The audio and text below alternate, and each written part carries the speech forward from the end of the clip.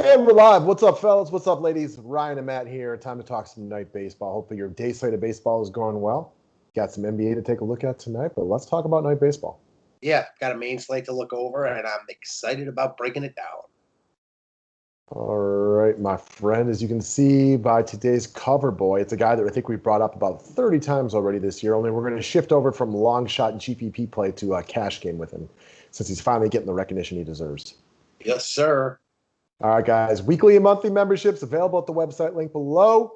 And you get both sports when you purchase a weekly or monthly membership. Subscribe to the station if you're new to it. Thumbs up is always appreciated. So let's talk about pitching. Clearly, the options aren't great tonight. What we're finding right here is that Steven Strasburg looks to be pretty overwhelming chalk tonight.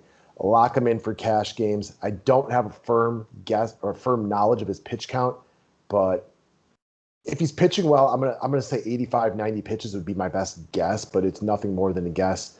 Cincy is a firmly mediocre matchup, so they're not a great offense, but they're not a bad offense. They don't K a ton, but they don't K a little amount. So he's in the mediocre matchup at home.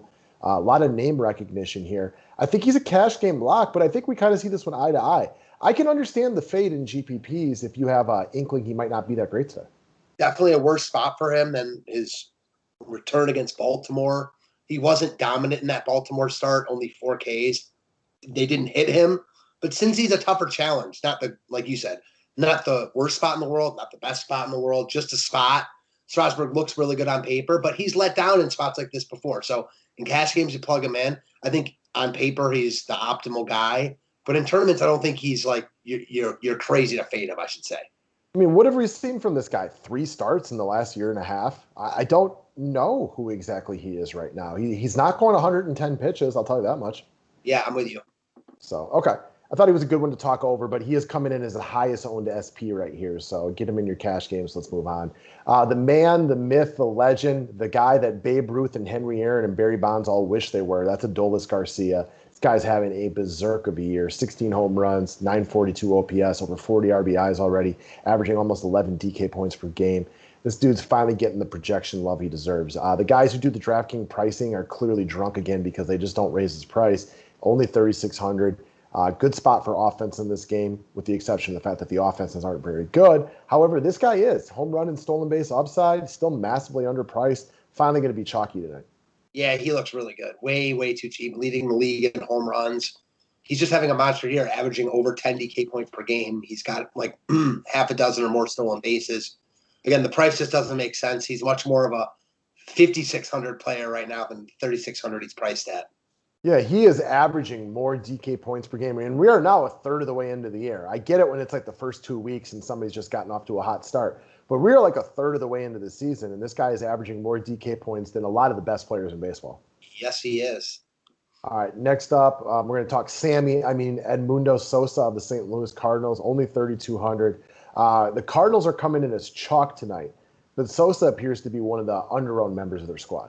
Yeah, he hit in the middle of his lineup yesterday. He runs a little bit. Just a solid cog type, hitting 385. Obviously doesn't have a lot of power, but a nice filler piece and a stat that's getting a lot of love, and a guy that isn't going to get as much ownership as some of the other guys in the lineup. Always like these guys that are cheaper. Again, I don't think he's going to win you tournaments tonight, but a really nice filler guy that you can look at in a game that I expect to have some offense. Crazier things that happened. We saw yesterday the Angels blew up and a bunch of no-name players did it. So anything can happen in baseball. That is the joy of this game. I mentioned yesterday, being that I watch the Brewers more than any other team. I told you yesterday, like, I swear if they hit the ball hard, it's an out. And if they hit a lazy looper, they get a hit. Like the same thing happened in extra innings last night. Led off the inning with a base hit that was a looper and then multiple hard hit balls in a row. Baseball's a wild game like that. And that's why ownership plays such a big part in trying to win tournaments. Yes, it does. All right.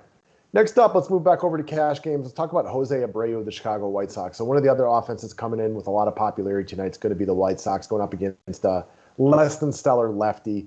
Abreu is one of the best hitters in baseball against left-handed pitching. Had a slow start to the season, but he's playing much better over the last couple of weeks. Gets a weak lefty tonight. He's going to be chalky as hell. He's my favorite of the White Sox, at least as far as, with elite pricing goes. Yeah, I'm with you. I love Abreu. I love him against left-handed pitching. Been on him recently. Feel like he's about to get hot. He's starting to really turn that corner in a great spot here. He's getting love in cash games. Just play him and move on. Last up, we're talking about Kettle 1. We're going to throw a Marte party with this guy right here, Katelyn Marte of the Arizona Diamondbacks, 4,800, switch hitter. The big question here is, who is Carlos Martinez? He's not the guy that used to K 10 or 11 per 9. He has good days, he has bad days. We don't really know on any given day. No, we don't. And I like the Arizona stack as a sleeper, tournament upside stack tonight. Marte fits the bill. He's got good power. He runs platoon advantage against Carlos Martinez, who we know can give up some lefty power. This is more about the Arizona stack as a whole than Marte himself. He's my favorite piece, but I like the stack as a whole, and I'm willing to go all in on them. If I go with them, it's a team that I want to go all in on because you're kind of playing that Martinez gets blown up, which I think is definitely in the realm of possibilities tonight. We talked about this one firmly. Martinez still is capable on good days of shutting down any team because he still has some moxie and some grit and things like that. He's also very capable of getting shelled early and often, and you're going to be placing your bets that is today. There's no reason it couldn't be today. We've seen it happen multiple times already this season. Yes, sir. All right, guys, good luck tonight. Good luck on your basketball. Good luck on your baseball. Good luck on getting over to the website and purchasing your monthly memberships. We will see you all tomorrow. Thanks, guys.